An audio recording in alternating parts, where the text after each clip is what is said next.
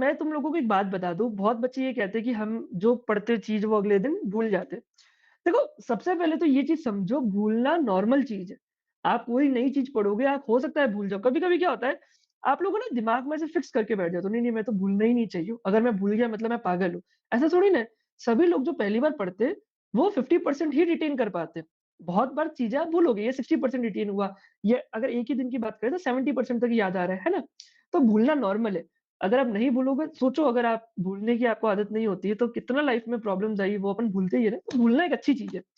अगर आप लोगों का क्वेश्चन ये है कि मेरे को तो 70% भी याद नहीं रह रहा, 10% भी याद नहीं रह रहा, तो यहाँ पे गड़बड़ है।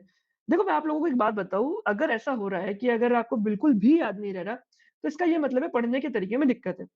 एनाटॉमी रिटेन तब अच्छे से रहती है, जब आप लोग डायग्राम्स बना करके प्रैक्टिस करके पढ़ते हैं। देखो, आप उन टीचर से पढ़ो जो एक्चुअली डायग्राम बना करके पढ़ा रहे हैं। जैसे मेरे लेक्चर्स आपने देखा, मैं डायग्राम बनाता हूँ, आप भी साथ में डायग्राम बनाओ।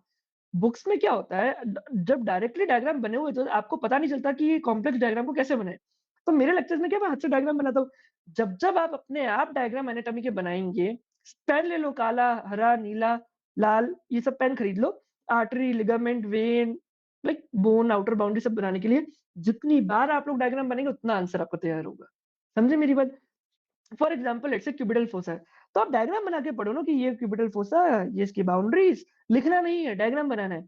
ये उसकी बाउंड्रीज, फिर ये हो गया इसका फ्लोर, ये इसका हो गया रूफ, और ये हो गया इसके कंटेंट। जितना आप डायग्राम बनाओगे उतना आपको रिटेन रहेगा, और आप धीरे-धीरे करके फिर आपको ज़्यादा याद रहेगा। 50-60% भी याद रह रहा है पहली बार में, it's more than enough. Physiology, biochemistry में क्या होता है, फ्लो चार्ट्स की बहुत इंपॉर्टेंस है, टेबल्स की बहुत इंपॉर्टेंस है, उससे चीज़ें याद रहती है, ओके? तो आप जितना टेबल्स, फ्लो चार्ट बनाओगे, आप जैसे मैं लेक्चर्स में सारे फ्लो चार्ट्स बना करके पढ़ाता हूँ, तो बहुत फ़ायदा होता है आप लोगों को, ठीक है ना?